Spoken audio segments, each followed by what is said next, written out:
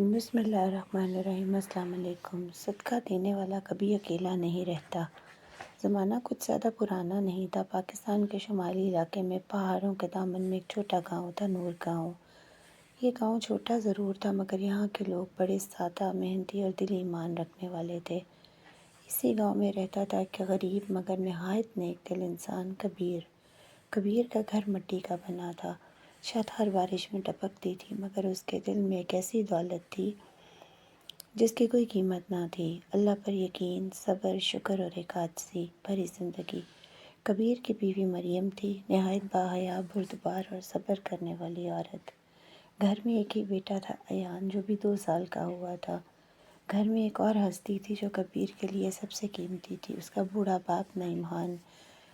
نعیم خان نے پوری زندگی بھیڑ بکریاں پالتے گزاری تھی، چہرے پر دھوپ کی تپش کے نشان، ہاتھوں میں سخت محنت کی لکیر مگر دل میں ایمان کی روشنی۔ ایک شام جب پہاڑوں کے پیچھے سورج چھپ رہا تھا، جھونپڑی میں ہلکی ہلکی ٹھنڈی ہوا آ رہی تھی، نعیم خان سخت بیمار پڑ گیا۔ کبیر اس کے پاس بیٹھا تھا، مریم ایک کونے میں ایان کو بہلا رہی تھی۔ بوڑھے نعیم نے دھیمی کانپتی ہوئی آواز میں کہا، بیٹا کبیر، میری زندگی کا چراغ بجھنے کو ہے۔ میں نے تیرے لیے کوئی دولت نہیں چھوڑی، میرا سرمایہ بس یہ چند بکریاں ہیں، لیکن ایک نصیحت ہے، اگر اسے تھام لیا تو اللہ تیرے راستے آسان کر دے گا۔ صدقہ۔ کبیر، صدقہ کبھی چھوڑنا مت۔ کبیر کی آنکھوں سے آنسو ٹپکنے لگے۔ ابا جی، آپ حکم کریں، میں آپ کی ہر نصیحت دل پر لکھ لوں گا۔ بوڑھے نعیم نے اس کا ہاتھ تھاما اور کہا، بیٹا، آدمی اللہ کی راہ میں دیتا ہے تو وہ کم نہیں ہوتا بلکہ اس میں برکت بڑھتی ہے۔ صدقہ مصیبتوں کو ٹالتا ہے، صدقہ رزق کو بڑھاتا ہے، صدقہ دل کو مضبوط کرتا ہے، اور سب سے بڑھ کر صدقہ اللہ کو بہت محبوب ہے۔ یہ کہہ کر بوڑھا باپ کلمہ پڑھتے ہوئے ہمیشہ کے لیے آنکھیں بند کر گیا۔ کبیر پھوٹ پھوٹ کر رو دیا۔ مریم کی آنکھوں میں بھی آنسو تھے۔ گھر کے در و دیوار میں ایک عجیب سی خاموشی چھا گئی۔ اگلے دن جب نعیم خان کو دفن کیا گیا تو کبیر نے اس کی قبر کے سرہانے کھڑے ہو کر عہد کیا، ابا جی، میں صدقہ کبھی نہیں چھوڑوں گا، چاہے دنیا خالی ہو جائے۔ میں اللہ کی راہ میں دینے والا ہاتھ کبھی بند نہیں کروں گا۔ محنت، صدقہ اور شکر۔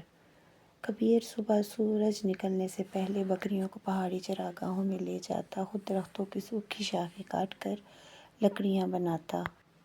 شام تک لکڑیوں کا گٹھا بیچ کر تھوڑے سے پیسے ملتے، وہ تھک کر گھر آتا مگر چہرہ پرسکون ہوتا۔ سب سے بڑھ کر صدقے کے لیے ہمیشہ کچھ نہ کچھ ضرور نکالتا۔ کبھی سڑک کنارے بیٹھے فقیر کے ہاتھ میں 2 سکے رکھ دیتا، کبھی بیوہ عورت کے بچوں کے لیے ½ کلو دودھ دے آتا، کبھی مسافر کو کھانا کھلا دیتا۔ مریم حیران ہو کر کہتی، کبیر، ہم خود اتنے غریب ہیں، تم ہر دن صدقہ کیوں دیتے ہو؟ کبھی کبھی گھر کے لیے کچھ کم پڑ جاتا ہے۔ کبیر مسکرا دیتا، مریم، یہی تو آزمائش ہوتی ہے، صدقہ کمی نہیں بڑھاتا، برکت بڑھاتا ہے۔ میں ابا جی کی نصیحت نہیں چھوڑ سکتا۔ مریم خاموش ہو جاتی کیونکہ وہ جانتی تھی کہ کبیر کا دل دنیا کے نرم ترین دلوں میں سے ہے۔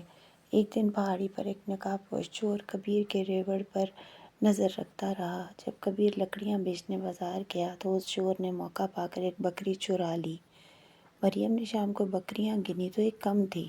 کبیر کے دل پر بوجھ پڑ گیا مگر وہ بولا، مریم، شاید اللہ نے ہم پر ایک آزمائش رکھی ہے، ہم صبر کریں گے۔ جو چیز گئی وہ بھی اللہ کی تھی، جو باقی ہے وہ بھی اللہ کی ہے۔ مریم کی آنکھوں میں فکر تھی لیکن کبیر کا دل مضبوط تھا۔ ایک بکری گئی، پھر دوسری، پھر تیسری۔ نقاب پوش چور وقفے وقفے سے پورا ریوڑ خالی کرنے لگا۔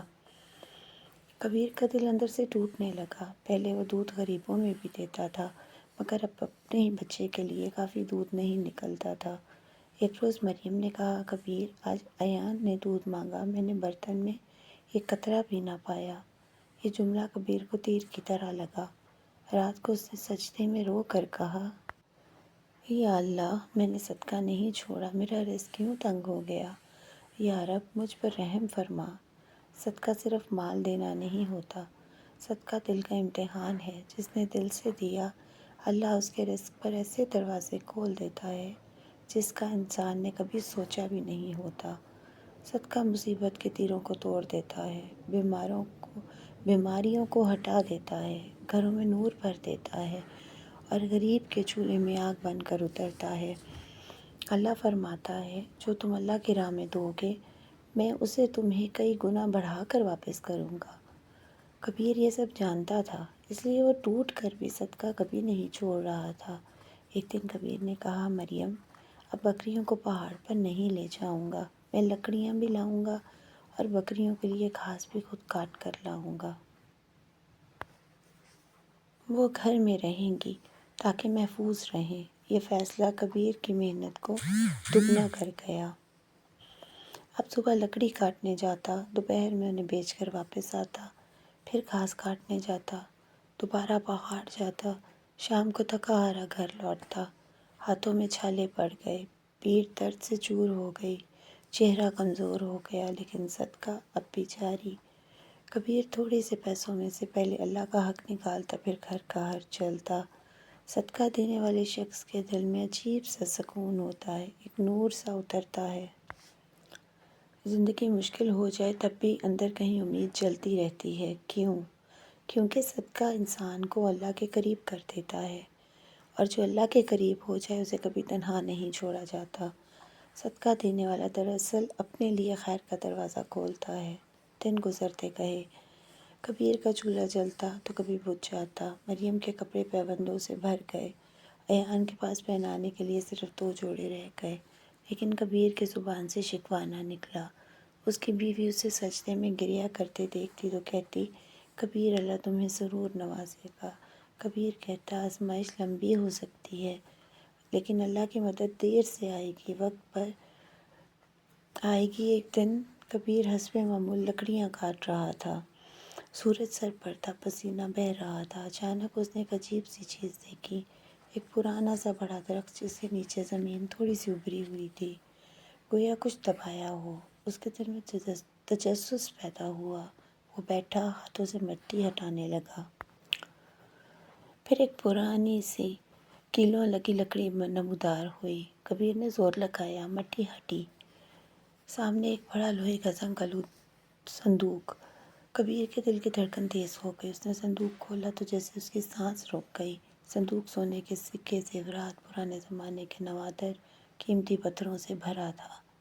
کبیر بے اختیار سجدے میں گر پڑا، یا اللہ یہ سب تیری رحمت ہے، تو نے میرے صدقے کو ضائع نہیں جانے دیا۔ جب کبیر صندوق اٹھا کر گھر آیا تو مریم حیرت سے کانپنے لگی۔ یہ کیا ہے کبیر؟ کبیر نے مسکرا کر کہا، مریم یہ اللہ کی طرف سے ہمارے لیے کرم ہے، لیکن میں فیصلہ کرتا ہوں سب سے پہلا حق اللہ کا ہے۔ میں اسی مال میں سے سب سے بڑا حصہ صدقے کے لیے نکالوں گا۔ مریم کی آنکھوں میں آنسو آ گئے۔ اللہ تمہیں بے حساب دے گا کبیر۔ گمشدہ بکریوں کا واپس آ جانا۔ اگلے دن گاؤں میں عجیب واقعہ پیش آیا۔ نقاب پوش چور جو کبیر کی بکریاں چراتا رہا تھا، اس نے اپنے احاطے کا دروازہ بند کرنا بھول گیا۔ موقع پا کر ساری گمشدہ بکریاں خود بخود بھاگ کر کبیر کے گھر پہنچ گئیں۔ کبیر اور مریم یہ منظر دیکھ کر شکر کے آنسو بہانے لگے۔ یہ کیسے ممکن ہے؟ مریم نے کہا۔ کبیر نے آسمان کی طرف دیکھ کر کہا، مریم اللہ نے حلال رزق کو واپس پہنچا دیا، حرام کبھی ٹھہرتا نہیں، لیکن حلال واپس لوٹ ہی آتا ہے۔ گاؤں والے جمع ہو گئے، چور پکڑا گیا۔ پتہ چلا وہ کوئی غریب نہیں بلکہ گاؤں کا ایک امیر آدمی تھا۔ قاضی نے اس کی ساری چوری کی ہوئی چیزیں ضبط کر کے اصل مالکوں کو لوٹا دی اور چور کو سخت سزا دی۔ چور کا سارا جمع کیا ہوا ناجائز مال چند لمحوں میں ختم ہو گیا۔ حرام کا مال کبھی باقی نہیں رہتا۔ ایسے ہی ہے جیسے ہاتھ میں ریت پکڑ لی جائے، جتنا زور سے پکڑیں گے اتنی تیزی سے نکلے گی، لیکن حلال کمائی، اس میں دیا جانے والا صدقہ، یہ انسان کی تقدیر بدل دیتا ہے۔ صدقہ گھروں میں نور لاتا ہے، بیماریوں کو دور کرتا ہے، دل کی گھٹن کھول دیتا ہے، اور اللہ کے فرشتے کہتے ہیں، یا اللہ جو تیرے راستے میں دے رہا ہے اسے مزید عطا فرما۔ یہی صدقہ کبیر کی زندگی بدلنے والا تھا۔ اب کبیر کے پاس بکریوں کا ریوڑ واپس آ گیا، صندوق کا خزانہ ہاتھ میں آ گیا، گھر میں خوشحالی آ گئی، ایان کے لیے نئے کپڑے، مریم کے لیے نئی زندگی، اور سب سے بڑھ کر کبیر کا دل پہلے سے زیادہ ایمان والا ہو گیا۔ کبیر کہتا ہے یہ سب میرے نہیں، سب اللہ کا ہے، جو اللہ نے دیا اس کا حق بھی اسی کی راہ میں دیا جائے گا، میں پہلے سے زیادہ صدقہ کروں گا۔ لوگ کہتے تھے کبیر کی مثال زندہ ہے، صدقہ دینے والا کبھی محروم نہیں رہتا۔ صدقہ سچی برکت ہے جو انسان کی تقدیر بدل دیتی ہے۔ دوستو، یہ کہانی کبیر، اس کی آزمائش، اس کے صبر، اس کے صدقے کی برکت کی کہانی ہے۔ اگر آپ بھی چاہتے ہیں اللہ آپ کے رزق میں برکت دے، آپ کی مشکلات آسان کرے، آپ کے گھر خوشی لے آئے، تو یاد رکھو صدقہ کبھی نہ چھوڑنا۔ اللہ کے نام پر دیا جانے والا ایک چھوٹا سا حصہ آپ کی تقدیر بدل سکتا ہے۔ اگر آپ کو یہ کہانی پسند آئی ہو تو اس کا اظہار کامنٹ میں ضرور کیجیے گا۔ اللہ پاک ہم سب کا حامی و ناصر ہو۔ آمین ثم آمین۔ جزاک اللہ۔